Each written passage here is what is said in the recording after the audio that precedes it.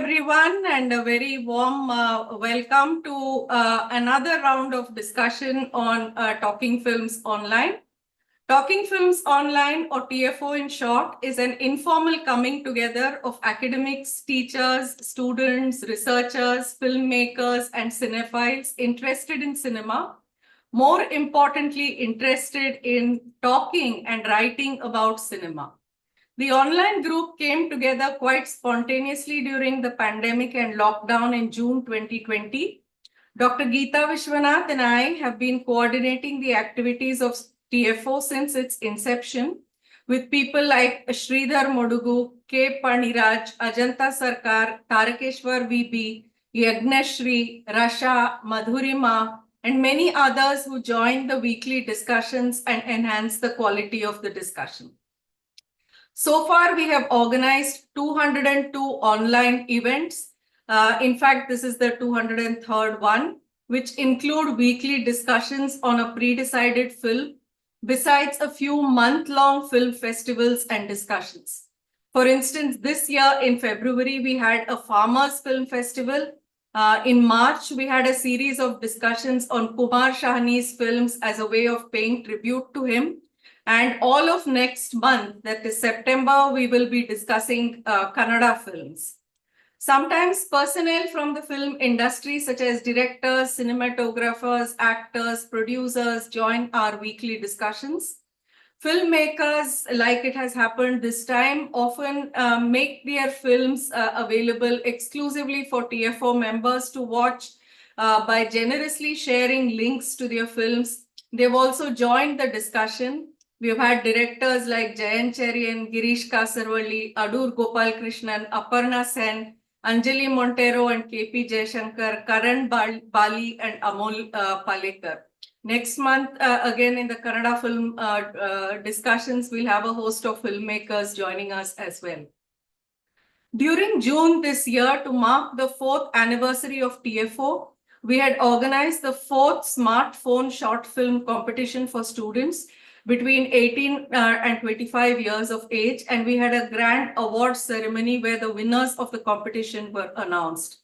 Soon, we are making preparations for organizing the first TFO International Seminar on Indian cinema in the digital era, continuities and discontinuities, in collaboration with FCT Baroda on September 30th and October 1st this year. Our aim is to get a conversation going around cinema and to get as many people involved in the process as possible. With all our events except our forthcoming seminar being online, anyone and everyone interested in cinema is welcome to our forum. We have a blog called talkingfilmsonline.wordpress.com where we encourage all kinds of writings on cinema. We have a YouTube channel called Talking Films Online where you can watch some of our discussions. We are on Facebook. TFO is a private group on Facebook, and we're also on WhatsApp as well. Today, we have all joined the Zoom discussion to discuss the film Body. Thanks to Sharadraj for suggesting TFO as a platform for this film discussion. The director of the film, Abhijit Mazumdar, and the producer and sound designer, Amala Popuri, will have joined the discussion on the film today. The discussion will be initiated by Samyamoy Khutia. Abhijit Mazumdar is a direction alumnus of FTII Pune. He presently heads the direction department at Whistling Woods International. He has written and directed features, short films, documentaries, and commercials. Many of his films have been selected at national and international film festivals.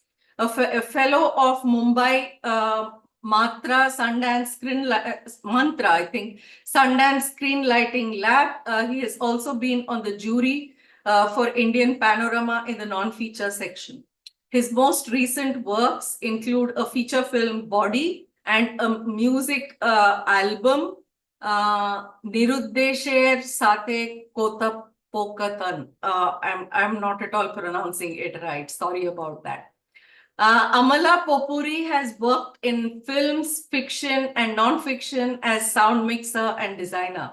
She has worked with people like Dibakar Banerjee, Aditya Chopra, Sanjay Leela Bhansali, and art house creators like Pushpendra Singh, Abhijit Mazumdar, and Surabhi Sharma. She received the IRAA award for the best sync sound for Rajat Kapoor's Kadak. She has mentored students at FTI, Srishti School of Design and Maisha Lab. She's a producer of independent films like Body, the film we'll discuss today, and Vanishing Point. She believes in nature and loves walking.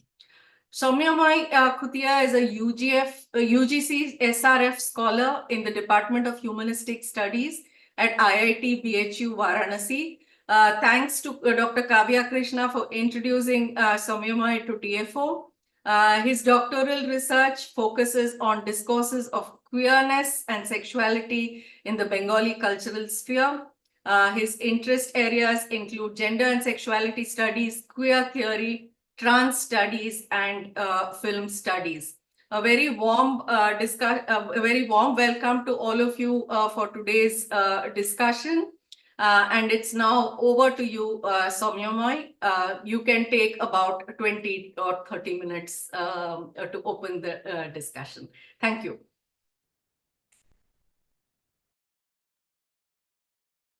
So, hello everyone. I am Samyamoy, and I'm going to begin the discussion on the film Body. I would like to begin by thanking Professors Nikhila H. ma'am and Geeta Vishwanath ma'am to providing me the opportunity to initiate the discussion on this film. This session is special because of two reasons. I think first, the film is in post-production, so there are not much discourses around it. So we will be in a way some of the first people to discuss the film. And second, we got the people who are behind the film, the director, even the lead actor and the producer and the cinematographer, everyone. So both the film studies perspectives and the filmmaking perspectives, like theory and practice, both are available for a holistic interpretation of the film. Yes. So let's begin. I have written down some points which I am going to discuss, which I find very intriguing about the film, and then we will be listening to the persons behind the film, how they thought it about and how they reciprocated what they wanted to reciprocate with the film. So the film Body, it is a meditative experience that takes us to the headspace of a person who is inflicted by trauma. Trauma is relentless and constant assailant that can intrude in all aspects of someone's life. It is an invisible aggressor with the power to remind someone that it can break them whenever it wants. And sometimes, as Manoj says in his last monologue in the film as well, even time is incapable of silencing trauma. So, how do you show something that likes to remain in the inside, that likes to remain hidden, like trauma? So let me start the discussion on how to show trauma or how the film Body shows trauma through my interpretation and understanding of the film. Uh, so to showcase trauma, the first pointers, the film uses non-linearity and discontinuity editing as its unfolding devices. We are first shown the aftermath of the incident and then the incident. What is interesting is that the film, in a way, teaches you how to watch it. It never explicitly delineates between the time frames like this is past or this is present or this is a dream sequence or this is reality. But I guess, there are enough cues to understand and in a way feel it, in a way feel the effect of where the narrative is going. As the movie progresses, we witness various sessions of Manoj with his therapist, and where he talks vividly in detail about his dreams. The dreams make it clear that Manoj's reality is already distorted, it's already disoriented, and he does not know whether he is in a film or he is in a reality, as he explicitly says also. So the narrative structure is also built like that. As the narrative progresses, it becomes foggy, it becomes kind of hazy to the audience as well as for Manoj to make a distinction between dream and reality. And also, this is done brilliantly by the filmmakers to uh, establish a parallel with the traumatic experience the character is going through, that Manoj is going through. For example, the last scene, I'll say personally, it is probably one of the best last scenes I can remember in recent times. And my interpretation is that this is also a dream, and it obviously becomes difficult for Manoj and as well as the audience to differentiate it from reality. So this by through this constant dream and reality with this discontinued editing or this hodgepodge of montages which creates the disorientation. It provides the affect, it provides the affect of that mind which is going through trauma, which is a self, which is giving the exposure to a self who is living on the verge, who is living in a reality which is apart from everyone else, who is kind of waiting for the next trigger that will again destabilize the self. That's how body in a way shows trauma. And another way of showing trauma, which the film champions in, uh, is that how the camera is always kind of objective. This provides the audience with a sort of empathy rather than sympathy for the character by maintaining a distance from the character. The film also begins like that. The very first close-up is to Manoj's face, but interestingly, it is not the full face, and more interestingly, it is a blurry face. So, what this blurriness adds, I think it kind of adds a character to the camera itself. A certain character to the camera that someone is observing, like the camera as the observer. And I feel that this continues in the dream sequence as well, where Amol is talking with someone in the foreground, but he is blurred. Though their voices among the all the voices are the most audible, but still they are blurred. And in the same scene, after a certain time, the camera kind of stops, the camera becomes totally static. Though we come to know that the chaos after the incident is going on in the background, but the camera kind of becomes reluctant to show that. What I feel like it's very Roy Anderson kind of vibe I got, but uh, this observant character of the camera, it is there, it is lingering there, and it becomes more strong in the like the third sequence where um, it is kind of manifested in nature where the bullying is happening. So in that scene, we can see the camera is mostly static, but when it moves, it kind of only pans. It only pans so a kind of slow pan as if the nature is kind of observing it, and should I say by nature the water body is kind of observing it, observing over the incident. And also in that scene, I remember that's what I wanted to show, that the continuous buzzing of the crickets and other insects that kind of intensifies this kind of nature or that those water bodies as characters. It can also be a symbol of the fragmented self if we try to see through the Freudian iceberg. But much of the sequences in the film also, after this also, much of the sequences in the film takes place besides the water body, be the beach or be that same lake or somewhere. So these natural bodies, in a way, they also become the observer of the incidents that's happening. The distortions, I should come to the cinematography, the distortion that the wide angle lens creates, that also kind of adds to this characterization.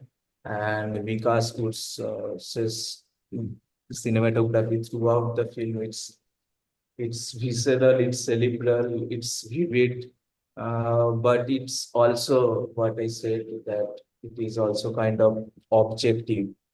It kind of maintains a distance, and it becomes kind of an invisible observer. But the point to note here is that this invisible observer, he is accompanying the effects of the act, not the act or the characters who are involved in the act. So we can see it throughout the film, like in the bullying sequence also, when the bullying is happening, after a certain point of time, the camera again spans and it shows the nature and the water bodies all over it. And it does not focus on the act of violence that much, because uh, the presence of that act is still there and it is affecting us in the way it should affect us. So that's, I think that's phenomenal. That's a very phenomenal work there. And also when, for some other example, when Manoj is also making up a story over beers in on the beach to Sandeep, there also after certain point of time, the camera doesn't focuses on the characters who are conversing. Though the conversation we can still hear, but it focuses on the water bodies or on the calmness or on the nature which is there, that invisible observer kind of becomes alive. For the narrative, what I feel is that, and also Manoj hints at in his last monologue, that the initial trauma for him was his parents' death, which he lost at the same time without getting the chance to say last goodbye. And this bullying incident added to that trauma before he kind of overcome came it altogether. And this back to back, these two incidents provided this trauma to sit on his mind, kind of the controlling power of Manoj. And also the power of spectacle or the power of image, which Manoj also speaks about. It is really highlighted in the film, and it is very intriguing that Manoj himself is able to grasp that kind of reality, that he needs some new images to uh, forget those graphic instances what he has already witnessed. Probably those images are related to his parents, and in a way, his body kind of remembers them. Uh, the body remembers them in the sense that the sensations, the visceral forces, or the discomforts the body had gone through while witnessing the images, that the body remembers those feelings, those affects, and that's why the body wants new images by experiencing an extraordinary reality uh, to forget the previous affects. It is already a fractured reality, and the body has stored experiences from past, from and present simultaneously. like the body is in the present, but it always have the potential within a second to go back to some traumatic uh, moment, or yeah, go back to some traumatic moment and act around it. Another interesting point about the narrative is the inclusion of this dramaturgy in a way to the cinematic space, because Manoj is a theater actor. Uh, that's why. But I feel it has been done in two ways, that this incorporation of dramatic devices or this dramaturgy into the cinematic spaces. First, by incorporating the play sections from the drama Normal by Anthony Nelson. So the film provides an exposure to the plot of the drama uh, involving the Dusseldorf Reaper Peter Carton. But what is does not say, or does not explicitly say, is that the young lawyer, who is, I guess, supposedly played by Manoj in the theatrical adaptation within the film. So that young lawyer decides to plead insanity for his client, but he comes to know a startling fact, or he comes to the startling conclusion that this man is worryingly sane. Like whatever he is saying, he is making some sense. So this is influential. This point is influential because Manoj is an actor, obviously, and who is finding out through his character, the character of the young lawyer, that the man is making completely sense, whom the society thinks as different or the other. And in his personal experience as well, after the bullying, what I feel is like that at least he was expecting that his friends will remember the incident, even though they are not taking any accountability for it. But rather than remembering the incident or something, his best friend Amol says that he is doing this for publicity, for so that he can gain some publicity. And this also breaks him, and I guess after that also he again strips in the public.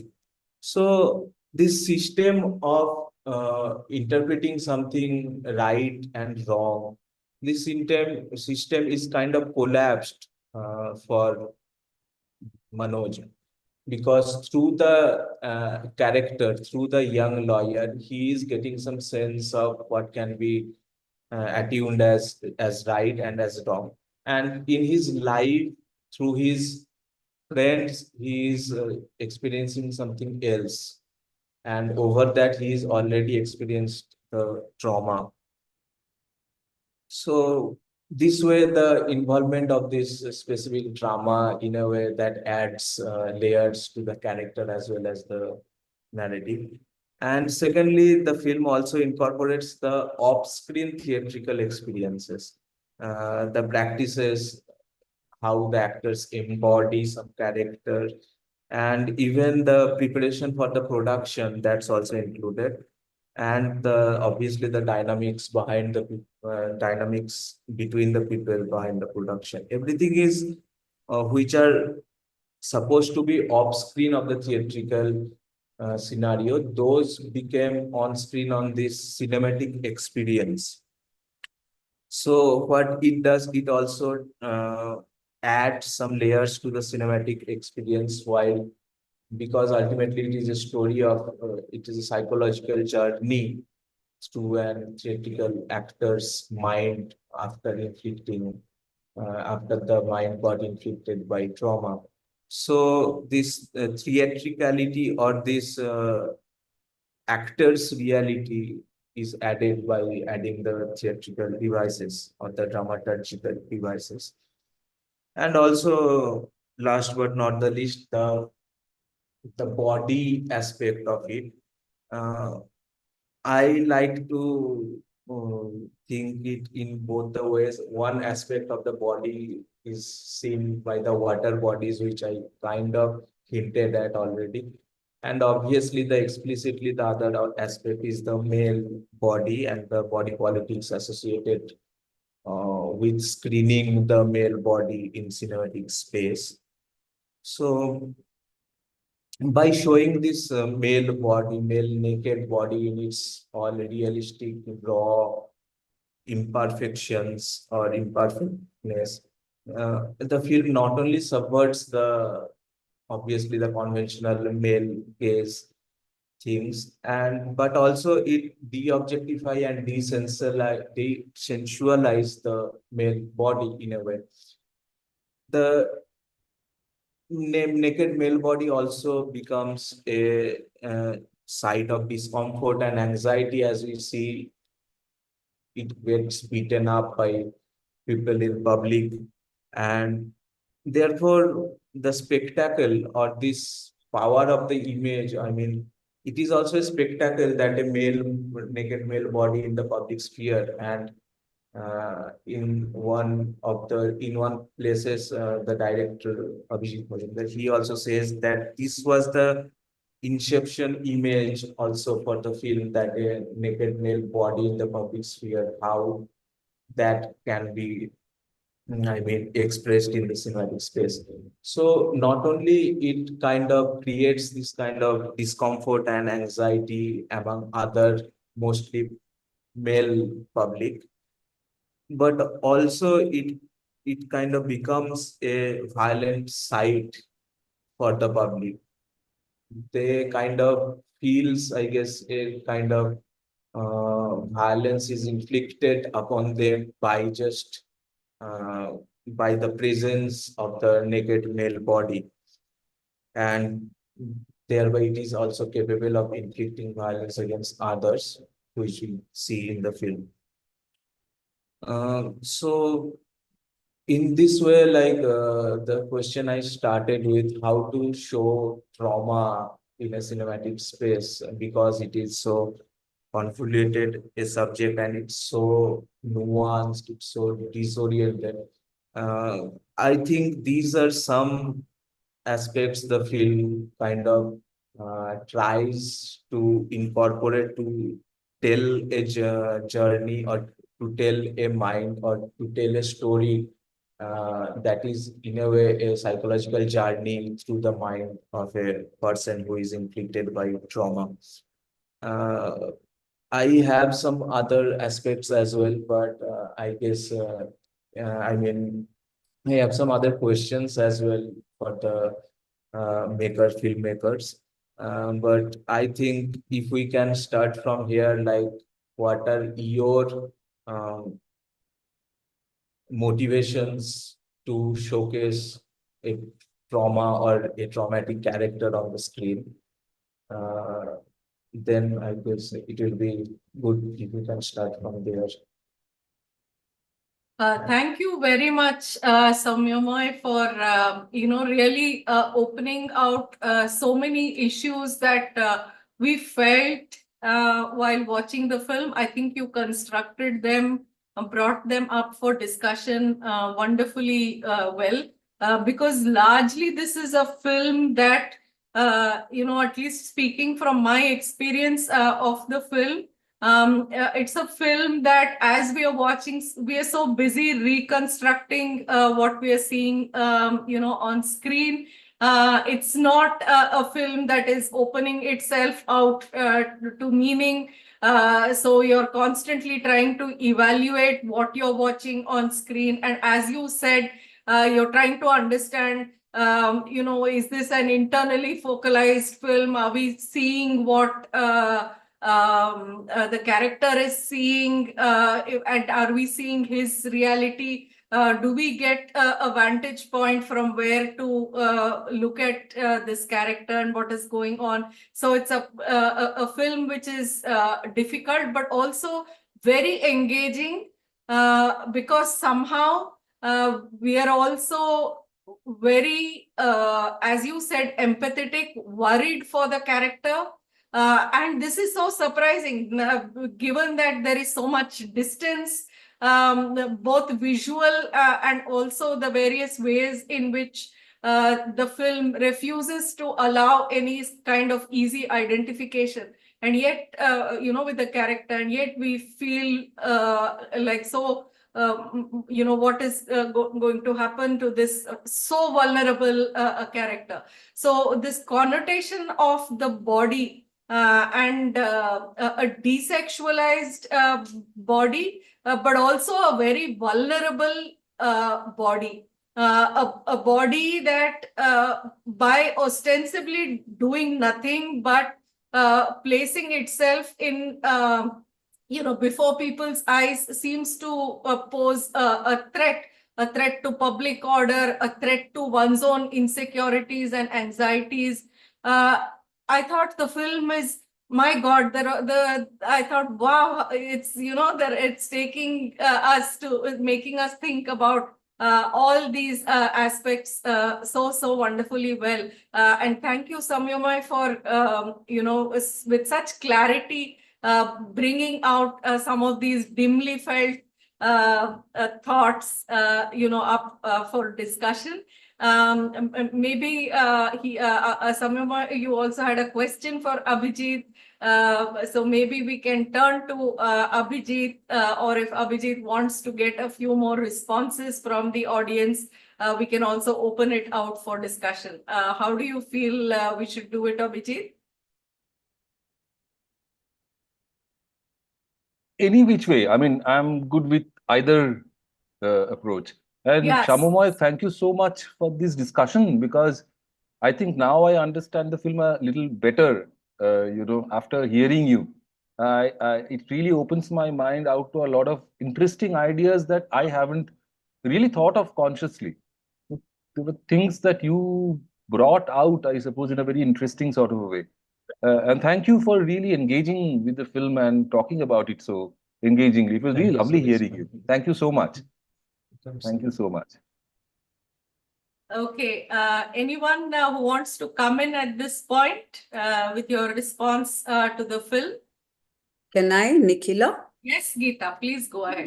Yeah. Thank you, Samyamoy, for your really beautiful discussion. There were so many points that you brought out, some of it that really had not struck me while watching it. So thank you for your insights.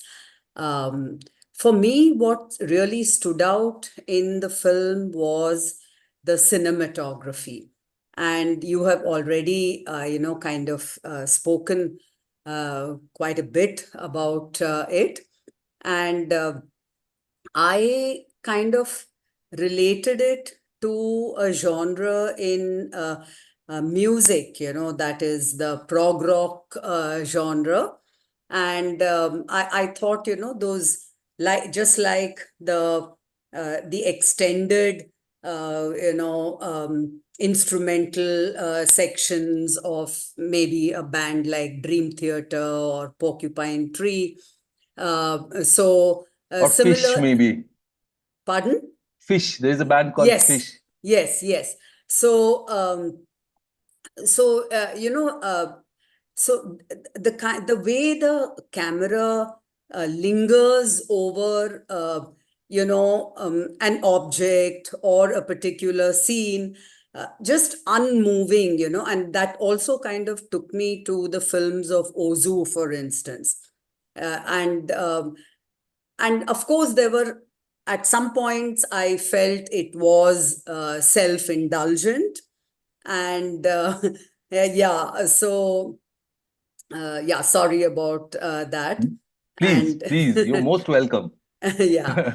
So, but at the same time, it was the cinematography that was really engaging for me.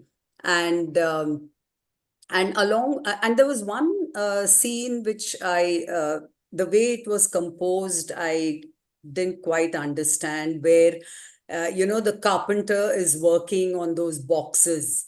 Yeah. And you have not shown the carpenter's face. You only have his off-screen voice. Is there a particular reason for that, because it kind of, came across as a bit unsettling for me. You have this voice, and generally you have the camera moving towards the speaking voice, and here I know he's just not there. It is only this person who's asking, what are you doing with these, and giving ideas of how to utilize the inadequate pieces of wood that he has been given to build those boxes. So that was kind of one question that I had. And yeah, and I just got to know that the film is actually still in post-production. No, sorry to correct that. It's not. Okay. It's made. Okay, it's made. That's one thing. It's actually made. So Okay, I don't know, for okay. some reason it could be looking like it's still in post-production. I don't know. Sorry, sir, it's on No, the no, no, no. IMDb page. That's So, absolutely fine. okay, But it's sir. made. It's complete. Okay, it's complete. Yeah. Yeah. So I was just curious to know about, censorship issues that you may have faced, because, you're actually showing full frontal nudity in the film. So these are some of my questions and thoughts on the film. So shall I start by trying to answer the questions that you brought up? Shall I do Yes, that? please. Yeah, Okay, please go okay. ahead. Yeah. Okay, so for the first question, Geeta, right? Yeah. Yeah, Geeta, the first question, the film overall doesn't really follow that shot counter shot cinematic logic that much, apart from just one place. I think when Manoj goes to meet the other lady, the mother of the child. Yeah. That's the only place it goes into a short counter short sort of a language. Otherwise, it doesn't go into a short counter short language. As you rightly pointed out, it has sort of decided to linger on mostly. So that scene also is very intuitively, it has veered towards that kind of a language to linger on. Uh, so that is the broad choice. Uh, uh, but for that scene specifically, it was also about staying with Khushbu. Because I was feeling very strongly that I need to stay with Khushbu. I have not stayed with Khushbu enough. I've been seeing that she cares deeply and she's very concerned and she's really struggling. But I'm not being able to, I have not really reached out to her as a person. Not that I'm trying to understand her too much or know a lot more about it. It's just about that sense of just staying with her for a while, apart from anything else and anyone else, just to stay with her. So that was also one of the reasons which led to that choice. I just wanted to stay with her. And also to sort of set up the space in a sort of a deep background, foreground sort of a sort of a dynamics where there is a theater play rehearsal which is going on in the background. And then initially the frame is empty, the foreground is empty, and she covers the foreground. And then she starts talking. And within a few seconds, there is a certain kind of a change that we feel that is happening. It's just that through the conversation, which is a very basically it's not a very relevant, it's just a very normal, ordinary time pass conversation that she's having with that carpenter. But within that conversation, there's something that happens within her.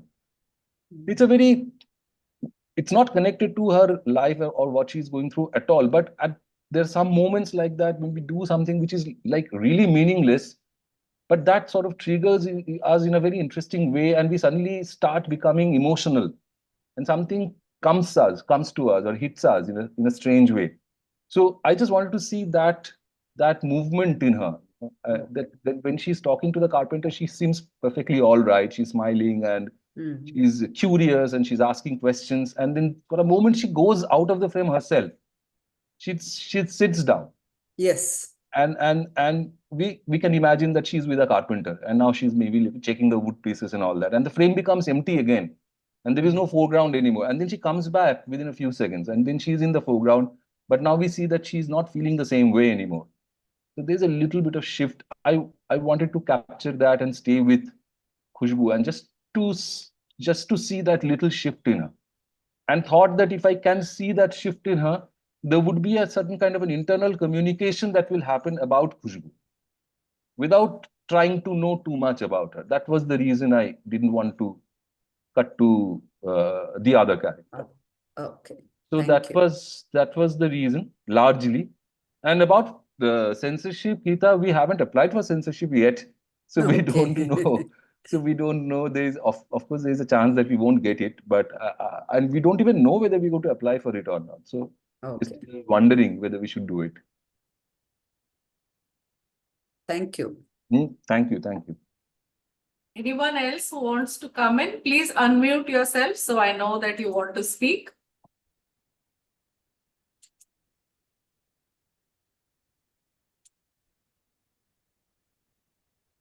I would also like to open this discussion out to things that people didn't like about the film. I'm very curious to know. I mean, Samyamoy has very nicely, talked about the things that he has liked, and I'm really grateful for that. But I'll be also very grateful if you can speak about things that you didn't like about the film, the things that didn't work. Like what Geeta also has mentioned, that there's places that she found the film a little self-indulgent, and you're most welcome to share your thoughts.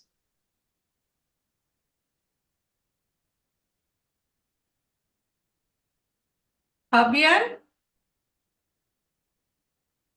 would you like to come in now? You hearing me? Yes, yes, please go ahead. Good afternoon, and thank you so much for this film. It's it's difficult to criticize this film because it's a beautiful film. Thank you so much, Fabian. The aesthetics, I play with my camera too. I do films too, and the image of the lakes are really so beautiful, and also the lights, the way you play on the lights. I have the lights on after when I finish to see a film. Sometimes I say, "What do I remember about the film?" And I remember the light, how the light is distributed all over the film is something absolutely beautiful. Thank you so much. It's difficult to criticize, but I didn't understand everything. And I think also it's a courageous film. It's very courageous because it's a universal subject and topic, bullying, and it is not treated juridically as seriously as it should, because bullying is not a crime, Yeah, and but the consequence are criminal, because I see for the children in France, in the USA, we have cases of children suiciding themselves because of bullying. yeah, It happens all the time, everywhere. So the subject is really serious. And even if bullying is not a crime, it is mentally a crime. It's not a juridical crime, but mentally it can destroy a person. absolutely.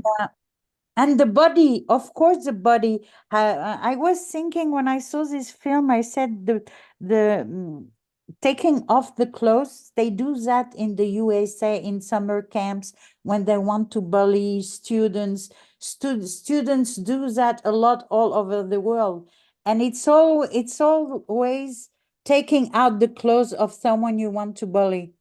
Yeah, You want to and it's why the clothes, and I think because it's fundamental. It's like clothes is like a second skin, right. and when you take, and it's taking your dignity, and this is very well shown in the film.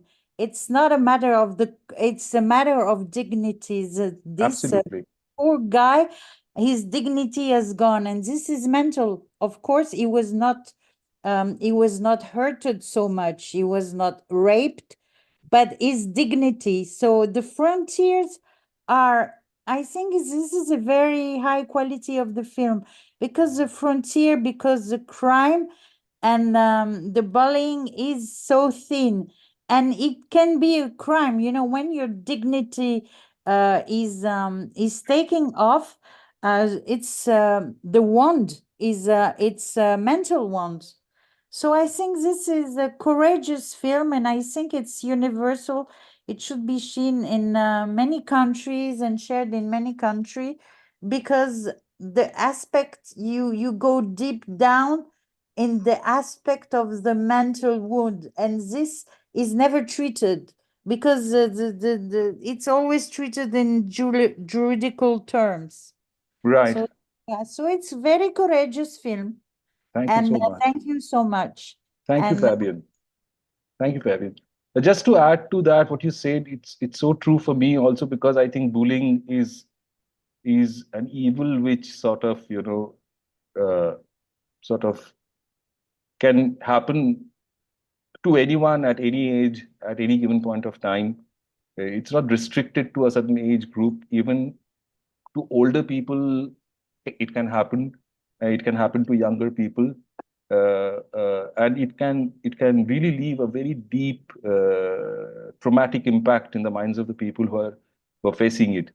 And also, to add to that, uh, I think to add to the idea of the trauma, there is this. The film is also sort of, it's sort of inspired by a recurring dream that I used to have a lot, and I still have it. I see myself naked in public places. I think it's connected to a lot of my own personal fears and anxieties, and memories of trauma, which is also connected to bullying. So I think both of these ideas sort of came together, and that is what I really wanted to work with in this film. yes, yes, I understand. It's Right. true, it can happen to any age. Some old people can be bullied the same way that children are bullied. Yes, absolutely. Mm.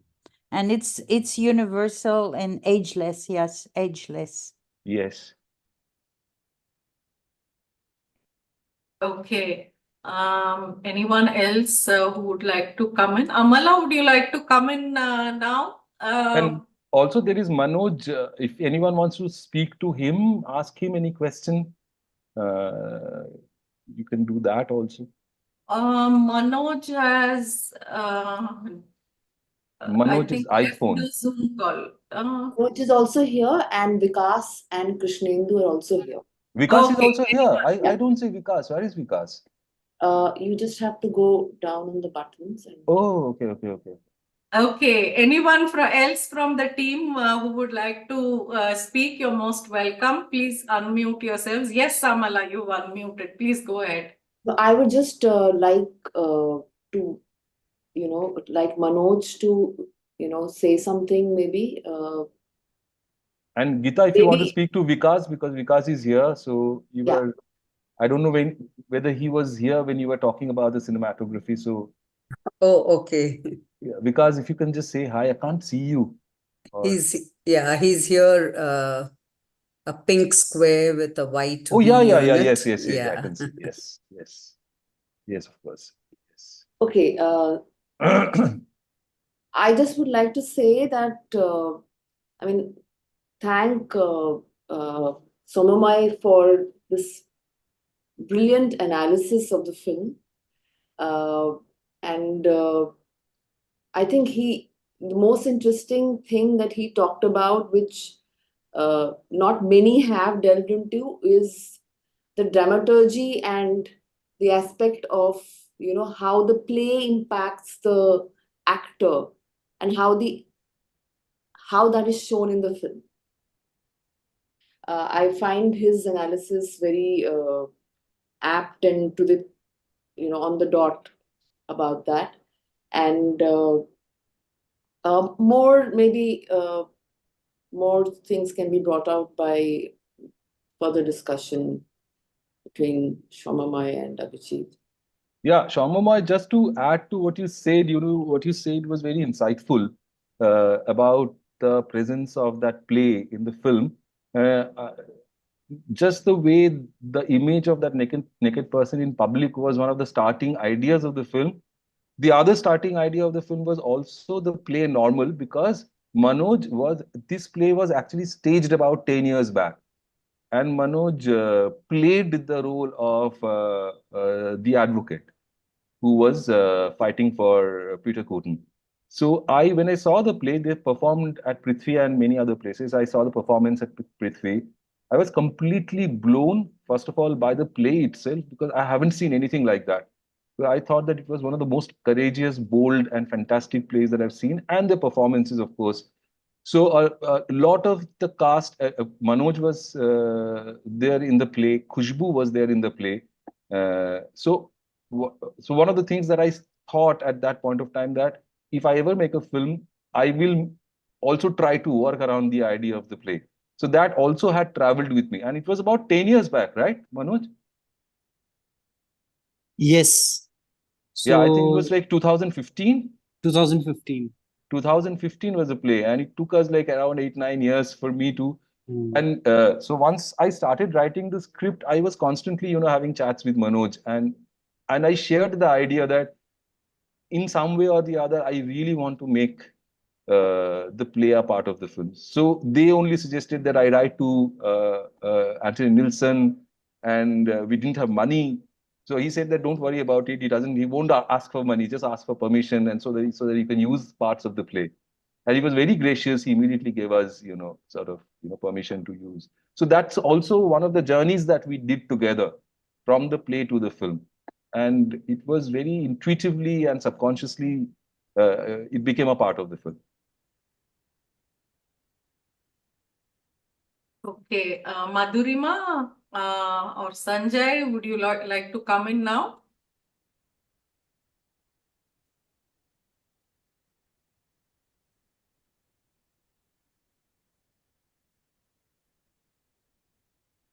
Tarakeshwar?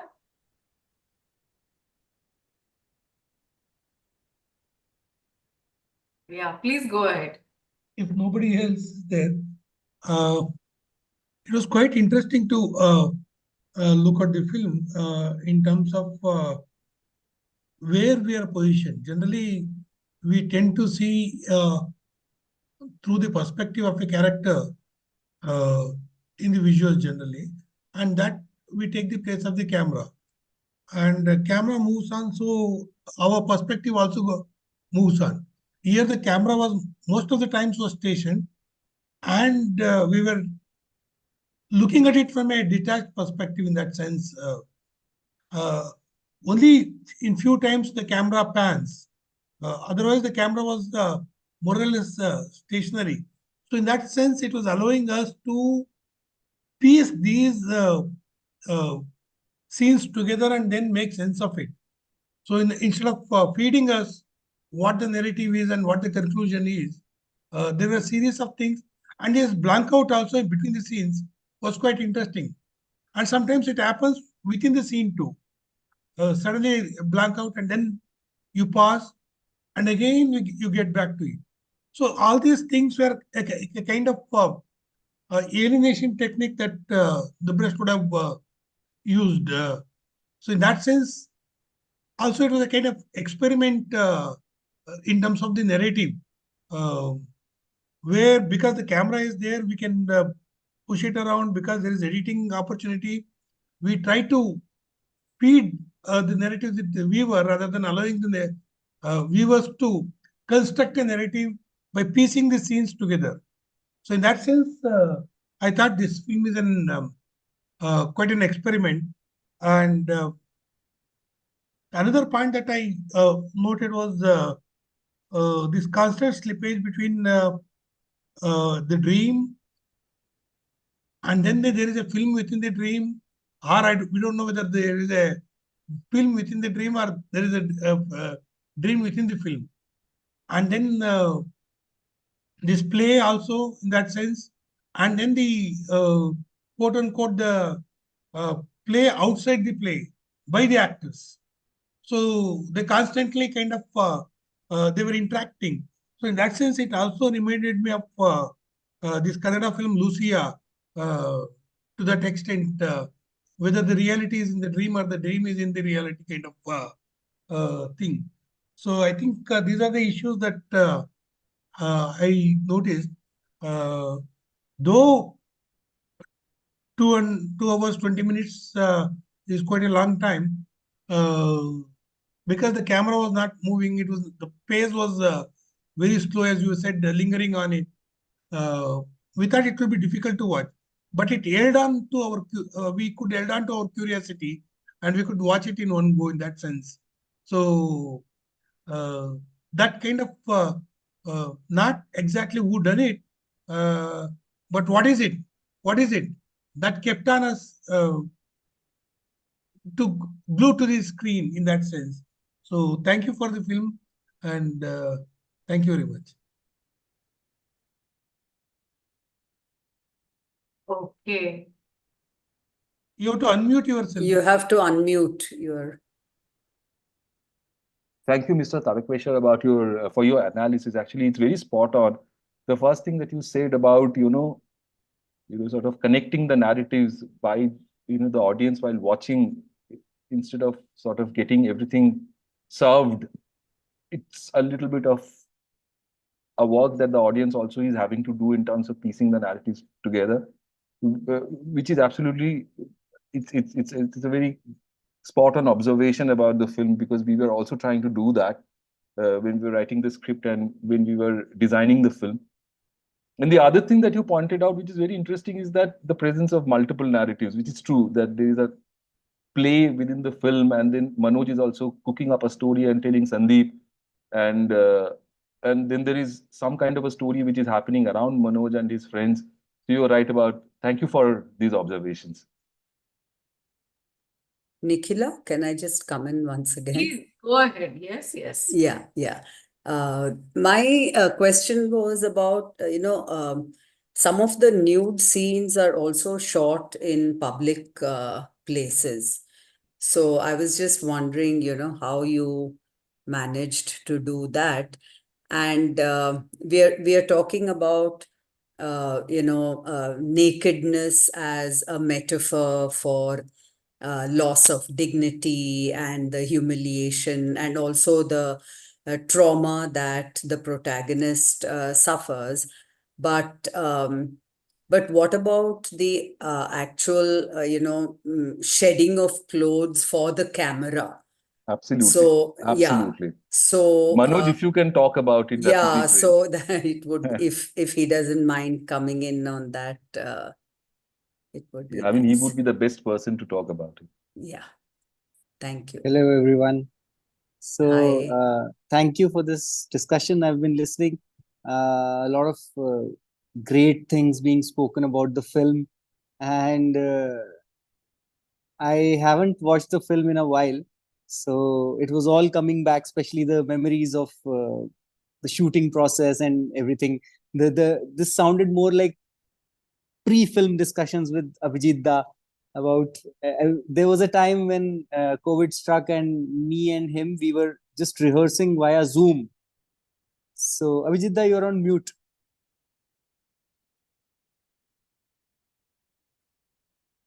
Abhijit, you're on mute. Sorry, continue. Sorry.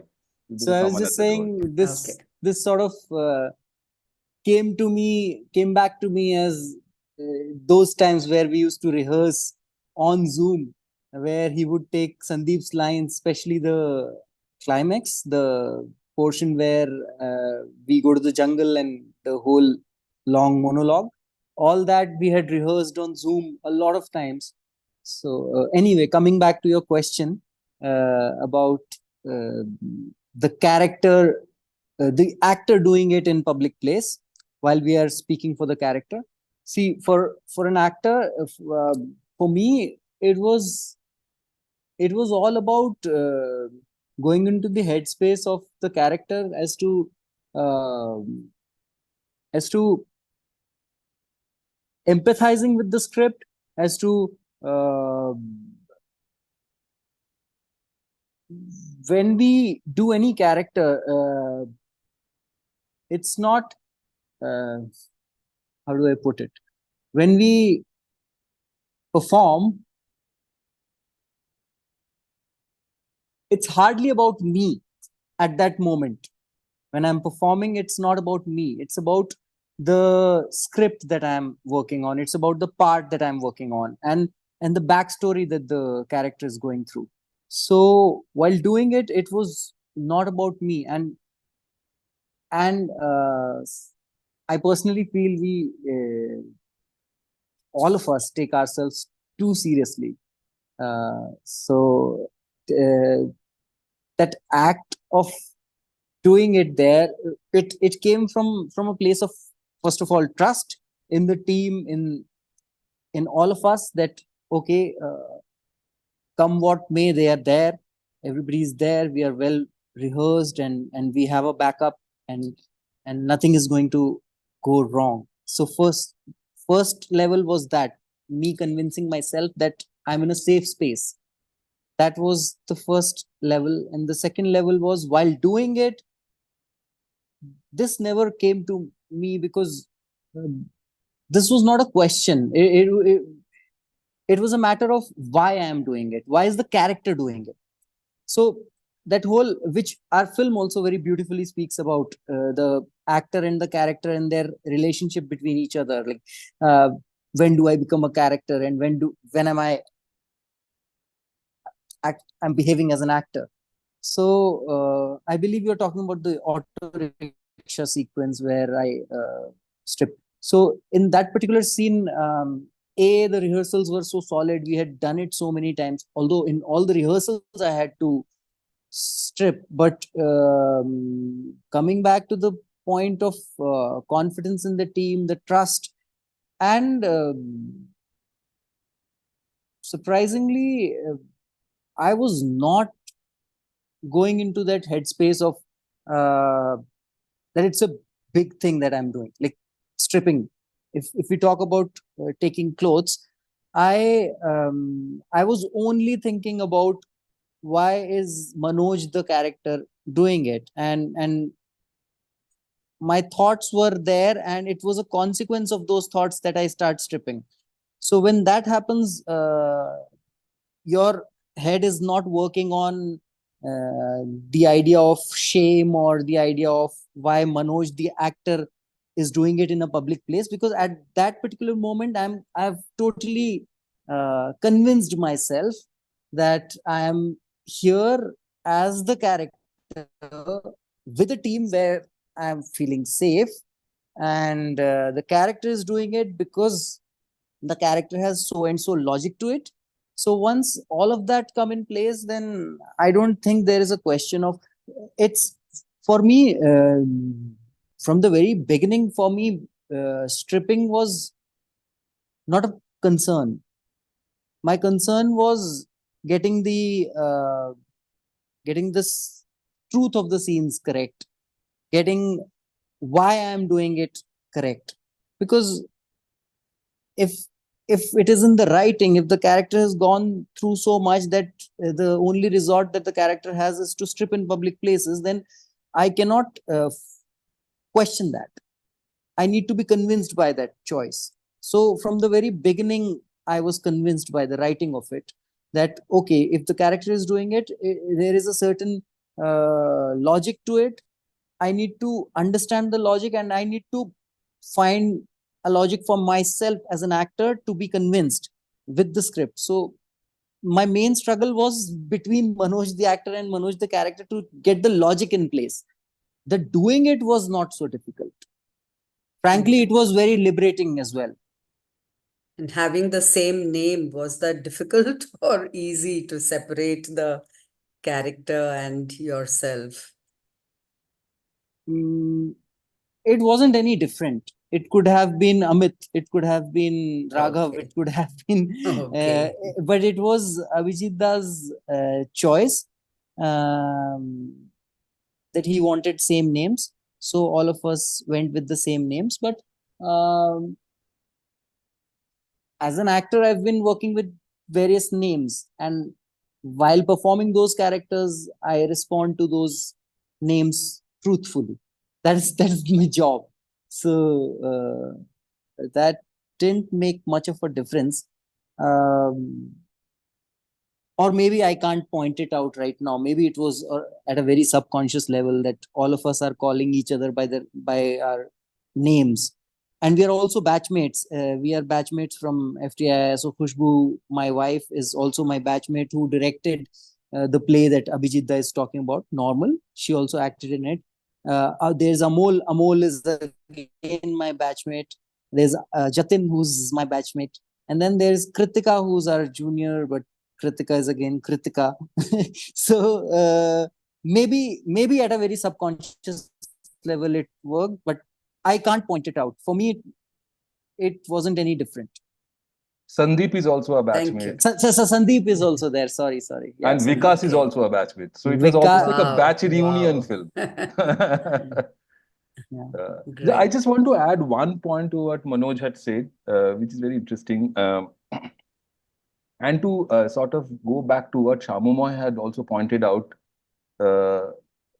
one of the first things when this idea came to me, I hadn't even written the script. When that idea came, I went and met Manoj because I had worked with him earlier. I had made one of FTI diploma films in which Manoj acted. And many of the people that you see in this film also had acted in that film. I think that was in 2013 or 14. So it was an FTI diploma film. And that's how I have come to know them from that time. So I had worked with him. I had an experience of working with him. So the first thing that I did was I went and met him and I asked him that I'm thinking of this idea and I'm thinking of you. Will you do it? And if he had said no, I wouldn't have gone ahead. To be honest, I wouldn't have looked for anyone else. For some reason, I only thought of Manoj. And he immediately said yes. The ease with which he said yes, I immediately sensed that he has the ability to look at it very, very objectively.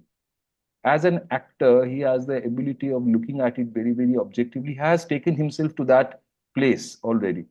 And connecting to that is what you said, Samyamoy, that maybe as a person, Manoj, as the character of the film, as a person, is looking for some extraordinary image, which will help him forget the images of the past. So the objectivity of an actor, who he is in the film also, plus his quest for an extraordinary image, is there a certain kind of a consciousness with which also he is doing it? And that had always been my thought, and that had always been a layer behind all those episodes of stripping. I have not been able to answer that question myself. But the element of that, the objectivity and the quest for an extraordinary image, could be making the actor Manoj, who's the character of the film, do it with a certain amount of consciousness. I don't know if I'm making sense here. No, it makes perfect sense because I was also thinking, that the act of stripping seems, I'm not sure logical, but he's sorted when he's stripping, whereas it is more disconcerting to the others around. Whereas for Manoj, he knows what he's doing, whether as an act of protest. Absolutely. Absolutely. Yeah. So I thought that it was perfectly that. I mean, how can you, weaponize the body as in a moment of when you're when you're bullied, how can you use it as defiance? A certain rigidity with which and a certain you don't care anymore. I thought all those layers came across wonderfully well in the film, and to have acted for Manoj to have acted the role is one thing, but also for others around who would have been part of the shooting, how one regards first of all, to be unclad, naked among people who are clothed, but also how the people who are clothed look at a naked body. I think it's a management of a whole series of people that would have gone on there. And if Manoj has felt comfortable in the role, playing the role in the course of the shooting, I think it's also the kind of team, that has worked in the process. So thank you very much. And I too noticed that you asked the characters to take on the same names, maybe as a way of blurring the boundaries between, the several boundaries within the film, outside of the film, the play, so that was also very interesting. Anyone else would like to come in? Kavya, yes? Yes. Yeah. I was just thinking about who are the target audience of this film. Like it's also like it's in the description we read. It's also written that it is through public fundraising that you raise money for this film. So especially when such an element is there, like who are you?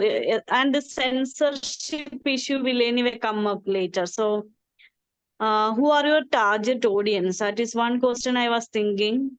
Then another one is about usually when we talk about violence on the body, we think about women. There are very few films which actually talks about the violence on male body and how it traumatizes men, throughout their life. So in that sense, this film is like very interesting, I think. And once before, like we were watching another film by Jain Cherian, Car Bodyscapes.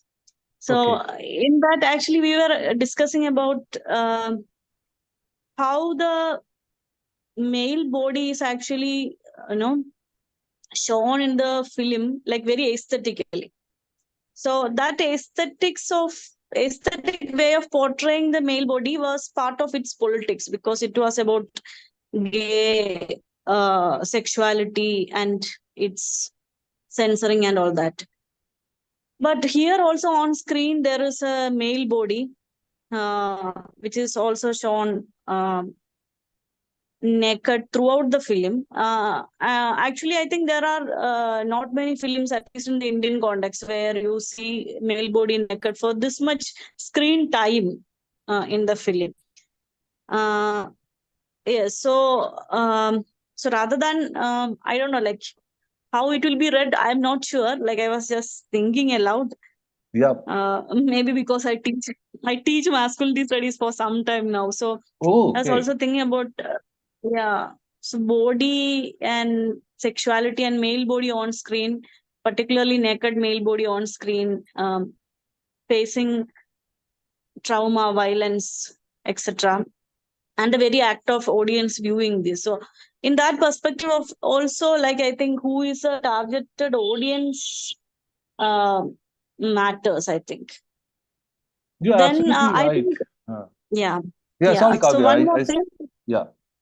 Just one more point. Like one thing I felt about as you were asking about negative is that I felt like as it's also an art film. I understand that, but it's slow pace. Slow pace actually makes us feel the trauma of the character. Sometimes we even find it difficult. No, the trauma is continuing, and we somehow want to it to stop. We feel it. But then it moves in a very slow pace. Is it a very conscious decision as part of experiencing the trauma for the audience? That's another question. Yeah, that's it. Thank you. Oh, thank you, Kavya, for your questions. I think I'll start with the last question. The slowness of the pace.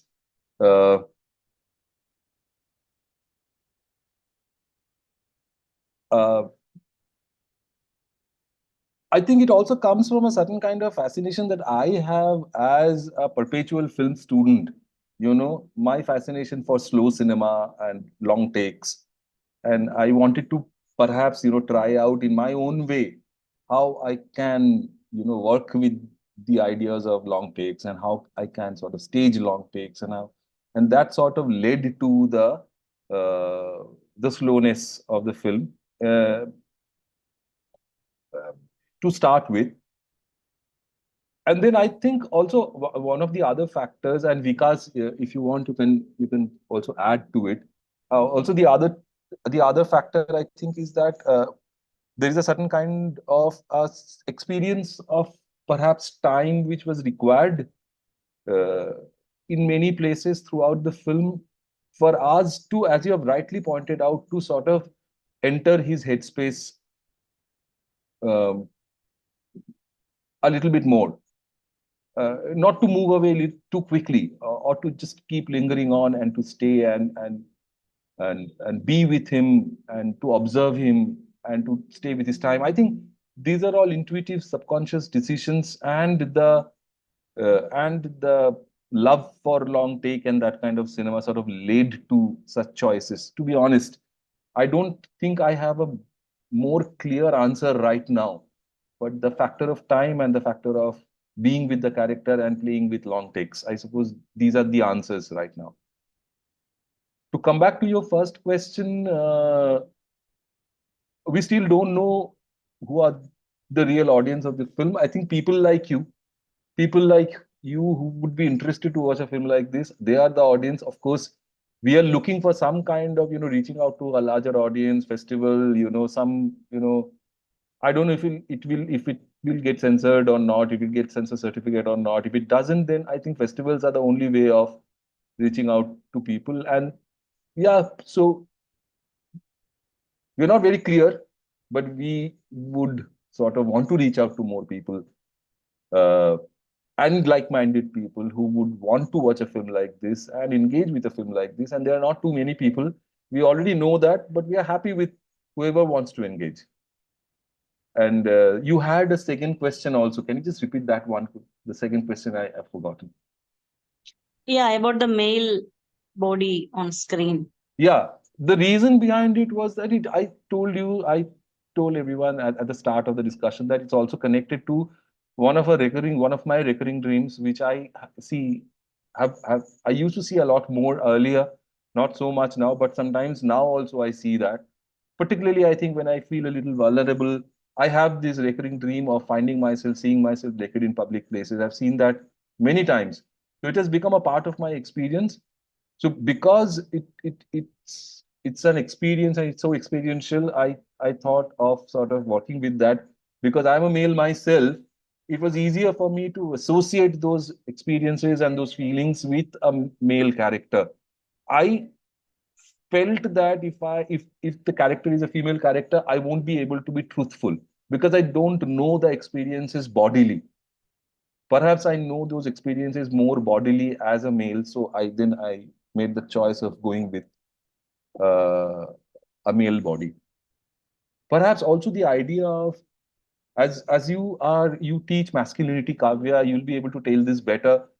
Also the idea of masculinity, I think somewhere or the other, there is a lot of anxiety about seeing naked male bodies. I think Samyamoy also has pointed that out. There is a lot of phobia about seeing naked male bodies. It's very uncomfortable. It makes us very anxious. I think I was interested to understand that also a little better through the process of the film. I wanted to explore that also. I don't know, because the whole thing, the idea itself is uncomfortable, traumatic, it's full of anxiety.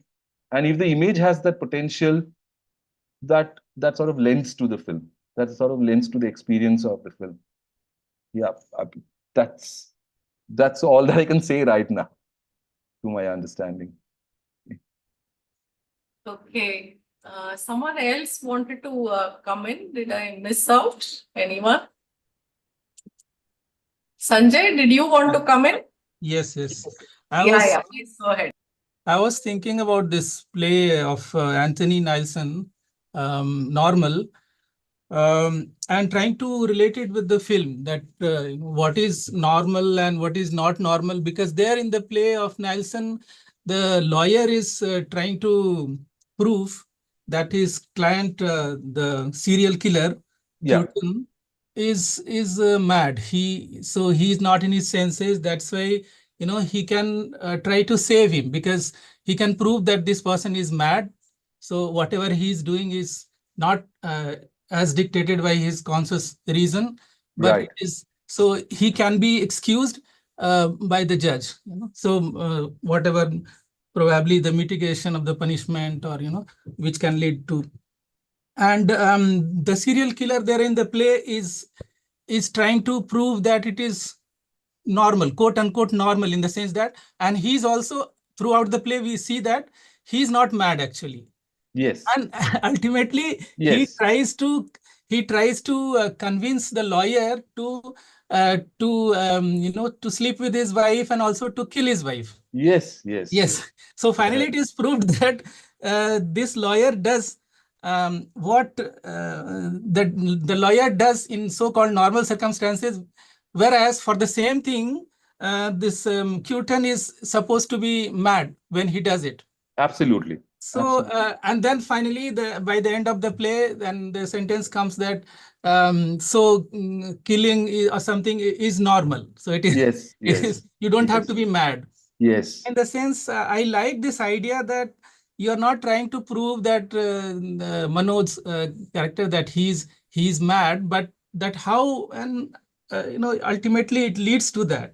Whereas other things, for example, domestic violence takes place as the wife, the child's mother, who is also the wife of, I think, this person, Jim's gym instructor. Yes. Jim's instructor. Yes. Wife.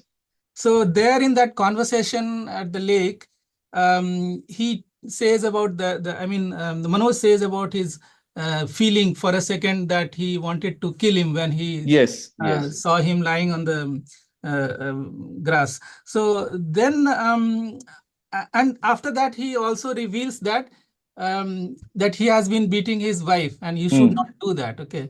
So that time it shows that this person who has been beating his wife and also his child in his domestic space, and he is leading a so-called normal life.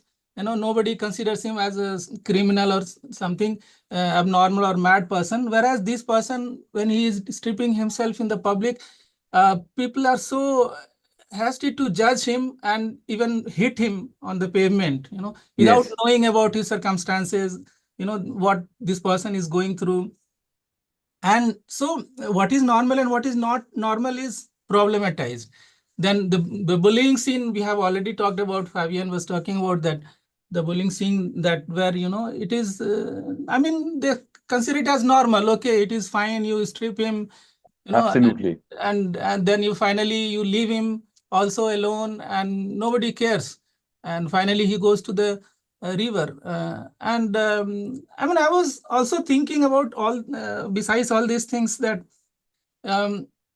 that what is this person's attachment with the river, and which is also relates him with the gym instructor, that he also likes swimming, and there is so perfectly at ease with the nature, with water, for his relief. Particularly, I think he goes back to water. It's feeling at peace with that. Sanjay, right?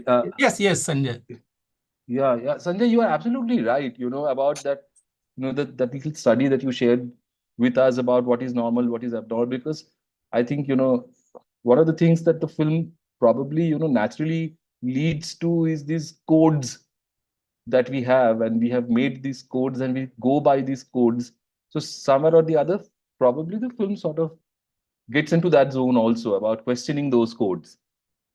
You strictly understand, or you're uncomfortable about what is normal or what is abnormal, and you want to go by those codes, and you want to make those sharp distinctions.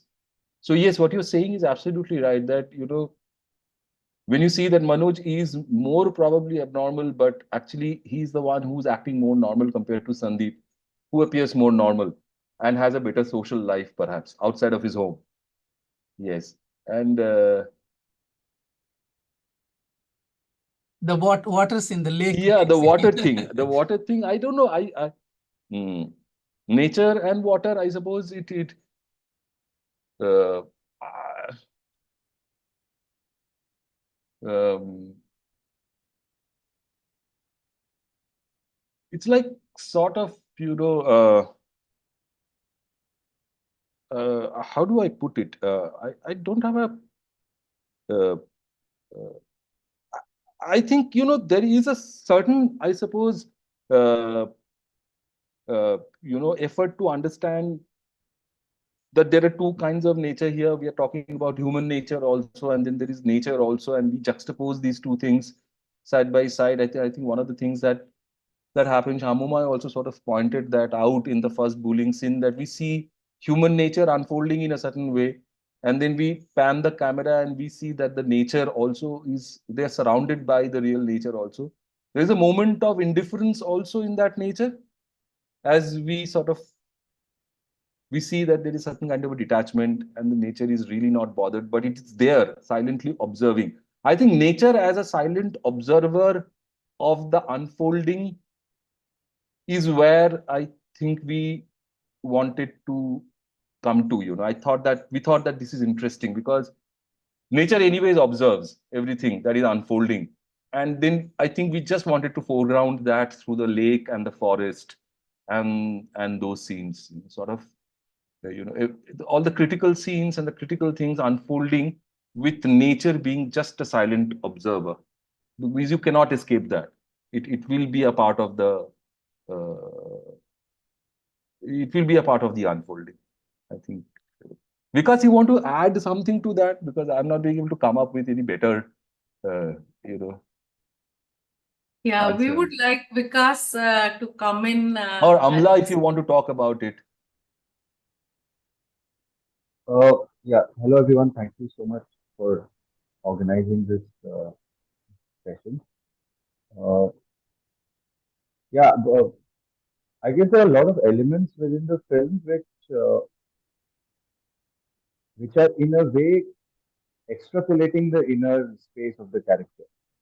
Yeah. So in that sense, space becomes as much as the character as the character. Yeah. So this relationship between him and his inner churning is also to be absorbed by the fact that it's happening in a certain setting. And that relationship is what I feel one was always trying to very consciously open up. It was there in the writing. Abhijit had already written it. Then how do we image it, and how do we then start building layers and create those movements? So in that sense, the distinct two settings of the city and its kind of texture and its character vis-a-vis this quiet lake and its texture and its character, which is actually not too different. If for me personally, when I watch the film, it's not too different from the state of being of Manoj. He's agitated. He's also tranquil at times.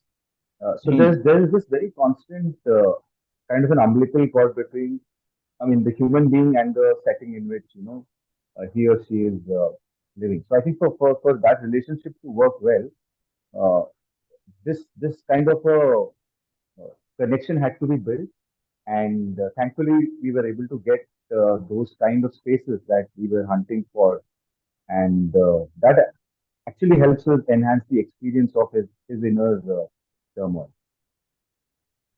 Yeah. Right. Yeah, thank you, Vikas. Anyone else who would like to respond? Kavya says, I felt like a character. Lake, I felt like a character in the film. Also, the depth of the water body, its unknown undercurrents goes with characters and their inner traumas. Yeah. Uh, Fabian also has written something. Yeah, I should like to follow up Geeta's observations about nudity as a metaphor of identity. Behind nudity, there is an identity crisis, says Fabian. I also thought that in those lake sequences, particularly the second one, where he goes with Sandeep, there was something very tender about two men who are friends, calling each other sir. And then there is at some point where, he Manoj, when he's pointing out about Sandeep's behavior towards his family, he then says, he is a little more informal in his address. Otherwise, it is sir in the initial part. I mean, we are so used to a very different kind of male friendship on screen. This bonhomie and brotherhood among men. Here there is an undercurrent of. Manoj clearly knows more about Sandeep, and yet that someone can still be kind and human and talk about his feelings towards how he felt that he wanted to kill Sandeep. And Sandeep's response, and then the screen blackout that Tarakeshwar was talking about. I thought there was something really magical about that particular moment, even as we see it in the backdrop of the bullying sequence in the very same lake. This moment too, there was something so tender and so much unsaid. Of course, there is conversation, but there's so much unsaid too that happens in that sequence, I thought. Yeah. Yeah, true. Very true. Very true. Yeah. Anyone else? Anil, are you on the phone or yes, Kavya, go ahead. I think what it does us when we think from the perspective of ways of seeing, like it challenges our ways of seeing the naked body on screen. Even though it is not showing a female body naked on screen, it's showing throughout a male body on screen naked. The way we usually represent nudity on screen in cinemas is challenged in this film. Like it makes it difficult to look at naked body in the same way cinematically after watching this. So I think other than two instances, like one is like utter violence. In such utter violence scenes there used to be some stripping, but it is for say 1 or 2 seconds. Or in or in actual sexual act on screen.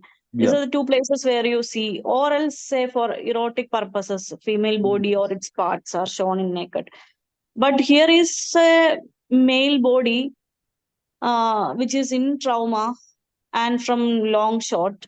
So so as Samyamoy was also saying, like the body also has its history of traumas on it, which cannot be erased.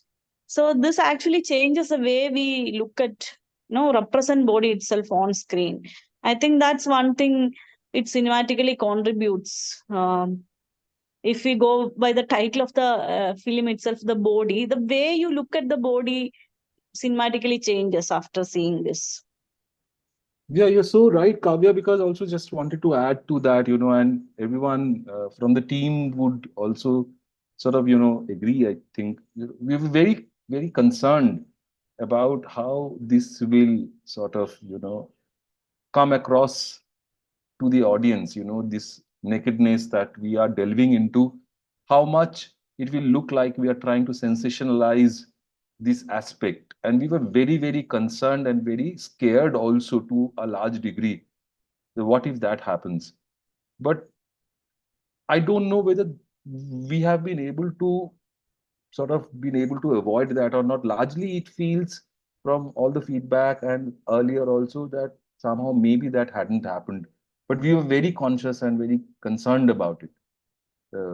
And I think one of the reasons why it also happened is the way Manoj looked at it. His objective way of looking at nudity sort of helped us overcome that barrier. And then it sort of attained a different sort of dimension. And it helped us cross the very erotic or the sexual presence of naked body that sort of gets overcome with the way Manoj looks at it, I think. Yeah, I think also about the phallus and no, it as a symbol of power Hmm. and also as perpetuating sexual violence. Yeah. So that way of understanding the male body itself is challenged when you have a naked male body which is traumatized and Yes. violated. So the Yes. very way you look at phallus as a symbol of power, Yes. rather here the male becomes a human like any other. Yeah. Yeah. You're very right. Yes. Yes. Okay, anyone else? Any other? Sorry? Just a small note on the Yeah, the please go ahead. acting. Because of the long shots, I think the actors had to. It's more like a play. You need to practice and then do it. Yeah. And because they all belong to the same batch, maybe it was worked out. And I also observed in one or two occasions that they could improvise it because it was a long shot. There was unseen certain things, and but they could manage it easily, and it came so natural in that sense. So that also I think was possible because they all belong to the same batch, and also most of them had some kind of conviction in the entire project. So it was not simply a kind of professional acting that, but also it comes from the kind of conviction that they might have had on in the project.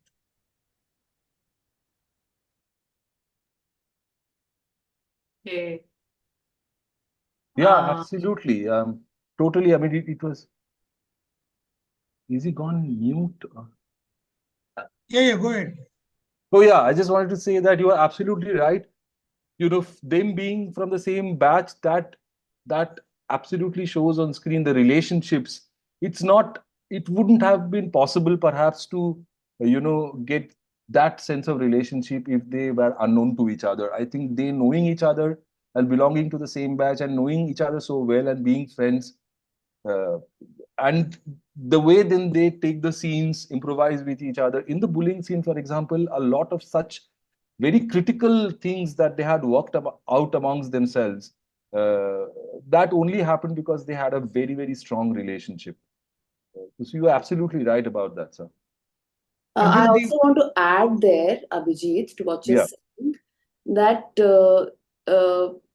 I think in a long take,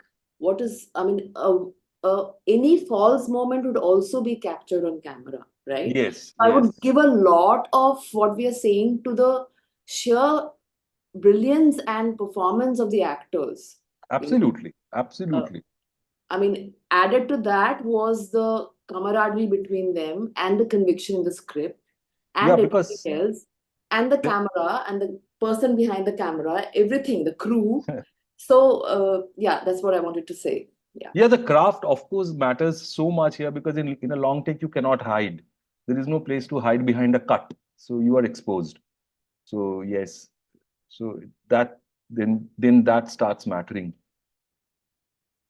And one more point was about this shooting in public in naked. I think there was at one point there was a kind of metatextual comment about shooting in the public, though it looks like a made up of story to that gym instructor. That he says that we have taken the permission, we have also braved the police, and which is absolutely what we all did actually. In that sense, it's a kind of metatextual comment that is creeping into the text. Yes, of course. And in fact, what happened is that scene of Manoj telling that story to Sandeep on the sea beach, that was shot after this rickshaw scene was shot on the road, and so and the Maramari scene, the fighting scene when he was being hit on the pavement, that scene was shot. So the conversation between Sandeep and Manoj happened a day or two later. So there were things that happened during the shoot. Actually, some press people came, local press people, and they'd start taking pictures and they started threatening us. We had to bribe them also. So we thought of making that also a part of the script. So we thought that let's add this also. This is going to make it more authentic, because that really happened. So why not just make that a part of your imagination of what happened? So yeah, you're absolutely right. So it kind of fed into the script at the last moment. So in that sense, I think the script was always in the process of making. It was Yes, not a very kind of a much, final very script that much. was there, and Yeah, then yeah. this gym instructor's wife and then the son, the way they react to Manoj, and then the second times when he tries to approach them, the way In the they park. react, that kind of U-turn is also quite interesting, and that also plays out this kind of private public. Even in the first instance itself, the way she speaks to him and the neighbor is not there, and then the neighbor presence makes her do something else. So that Yes. kind of private public Yes, yes. nature of the characters that come out Yes. in that was also quite interesting, I thought. Yes, thank you for that observation. Yes, absolutely. And we also wanted to sort of, delve into the mind space of other characters, someone who's also being traumatized at the same time, right in the next building, and then there was this moment of connect that Manoj finds, because it was happening right next to him. And what happens to him then when he finds that moment of connect of this this woman and the child being brutalized and traumatized exactly the same way, even more violently actually. It actually sort of unnerves him completely, and he can't take it. He runs away from the house. So yes, your observation is absolutely right, sir. But the only character that remains enigmatic is Khushbu. There's nothing much into what is happening into her. She's more Yes. proactive in terms of taking care of Manoj. She goes on inquiring. So in that sense, she becomes a kind of trope through which certain things are revealed to the audience, Yep. but nothing is revealed about herself. Because there are Hmm. certain tensions in the script where we tend to think that there might be some kind of homosexual relationship between the bulliers and then the Manoj and also maybe some kind of extramarital relationship between Khushbu and then the others who Yes. bullied. These tensions are there, but they are not resolved. So in that sense, this character of Khushbu becomes much more enigmatic. Okay. Yeah. I hope it works in favor, because yes, what you're saying is right, and I would have ideally wanted to know more about her, but unfortunately, I couldn't get into those areas, and that's what I told Geeta at the start. The reason to have that scene where spend a lot of time with Khushbu only is the reason behind that was that, to at least spend some time with her, even though I'm not being able to know much about her. Okay. Anyone else? Samyamoy, any final words, any questions that you held back and you would now like to bring up before we wind up? Anything? Yes, ma'am. As Tarakesha sir already hinted at, I guess there is also some gender fluidity that is hinted at on the script. If I am not wrong, there is this scene between the gym instructor and Manoj in the lake. And my kind of question is that a deliberate decision to just avoid that part, like when Sandeep asks him in the morning that I am sorry for what happened in the lake and stuff, and Manoj just kind of dismisses that fact and focuses on like whatever he has to say. So is that a deliberate decision to kind of, I mean, not talk much about that gender fluidity, which is a potential, I guess, of the script? Yeah, I think for me, at that moment that happens in the lake between Sandeep and Manoj was again a moment of real true connection that suddenly happens, and that happens to happen between two men at that point of time, and it's not impossible for that to happen, and that happens. And Sandeep obviously comes from one place, and Manoj obviously is coming from completely another place in his mind. So he understands the moment, and obviously he responds to that moment. He is a part of that moment, but obviously he can't open up to that moment because he's feeling very different. But yeah, that moment was of pure vulnerable connection between two men at the lake. And to be honest, that the way I felt about it, in case of Manoj, was that he was not really bothered, or he was not. It was an attempt, obviously, on Sandeep's side to come closer to Manoj. He doesn't insist, or he doesn't force, or he doesn't do anything. Obviously, he expresses a certain desire, and then he moves away. So for me, I thought that Manoj is much more at this moment. He's much more focused on being able to communicate the point that he had always been wanting to make, to Sandeep, and that's the reason why he had sort of, sort of fallen into this journey of building this relationship with Sandeep. His sole purpose is to be able to say that don't hit your child and wife. And he knows that the only way he can be able to say that and make some sense out of it and make it maybe impact on Sandeep is through the path of friendship. If he can reach out to him and then be able to express that. So for him at that point of time, this for me didn't matter. That's what I thought. But do you want to sort of add to that? Because I find your point very interesting, or maybe we can talk about that later. Out of this. So as I am focusing on queerness on my own doctoral research, I just can't help but asking this, because I really see that this script really has a gender fluidity, potential for it. And it's very interesting that for me it was because Manoj's body in a way is not kind of ready to accept anything at that time. That's why he kind of dismisses it. Yes. Because the body already carrying so much things from the past and the present. He is not entering into any other venture or anything. That's a very interesting observation. I really didn't think it this way, but it makes a lot of sense what you're saying. Subconsciously, it makes a lot of sense now when you have said that. I didn't think about it, to be honest. But it's a brilliant observation. Thank you very much. Okay. Any more responses? Okay, if there are no more responses, then thank you.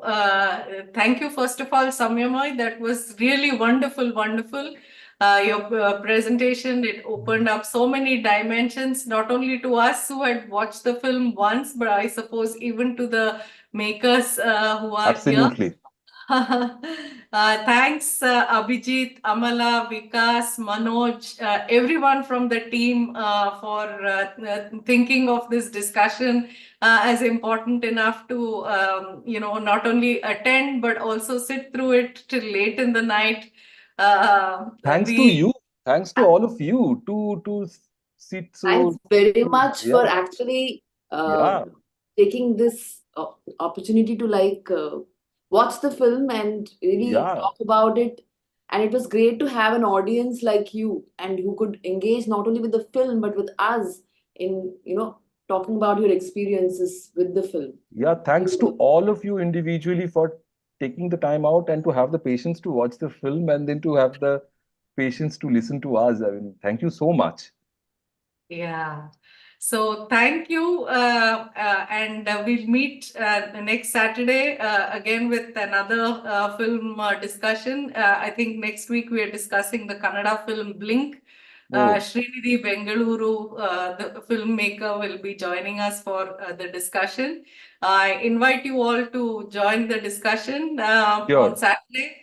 So every Saturday night at 9 p.m. You'll find us here via Zoom doing what we all love, which is talking about cinema. Thank you so much. All. Have a good night. Thank you. Thank you. Same Thank to you. Thanks Thank you so much. Thank you so much. Thank you all very much. Good night. Thank you.